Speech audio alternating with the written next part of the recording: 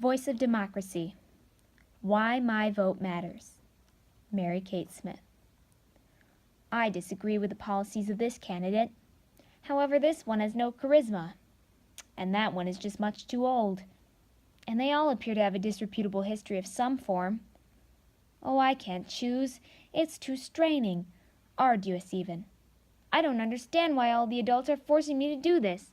What does it matter what I have to say? I'm only one solitary puny person among 330 million. What does my vote matter? These are the thoughts of countless new voters, and this proposition that somehow, because you are one voter, that you are trivial is utterly uncorroborated and nonsense. The fact that you are one person, one additional contributor to a team of like-minded people capable of causing grand transformations, is exactly what makes voting a unified expression of freedom. The right to vote, granted to every American citizen when he or she turns 18, is a glorious privilege and a crucial milestone in the life of a young adult and shall not be overlooked. This fresh liberty is bestowed with honor and trust from the older generations to the younger. The older are prepared to pass down the torch with the faith in the younger that they are now matured and seasoned well enough to make significant and nationally altering decisions that will be affecting their independent lives. The result of the majority vote of the younger generation is utterly up to each individual and will set the precedent for the social and political progressivism of this generation.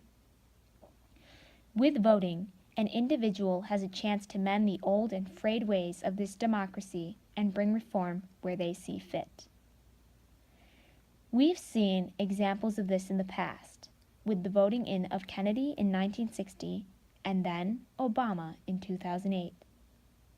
Kennedy became the second youngest president and was a refreshment to the nation as a youthful Democrat among what had been a swarm of elderly men, followed by 2 terms of traditional Republican Dwight D. Eisenhower. He was voted in by more than 70% of African Americans. Although he didn't push extremely hard for civil rights at first, Kennedy ended up supporting the movement, deeming it constitutional.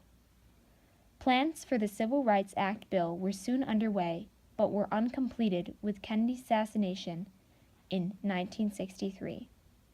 The signing of the bill in 1964 was used not only to help liberate African Americans, but also to honor Kennedy's wishes.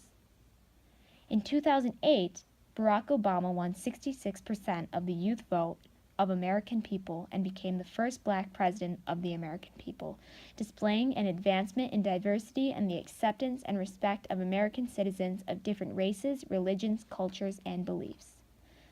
Now it's time for this generation to sustain the steady pattern of bright and forward thinking, and with the country advancing in diversity more rapidly than ever before, what an excitement to be an activist in the generation that's this much closer to the finish line.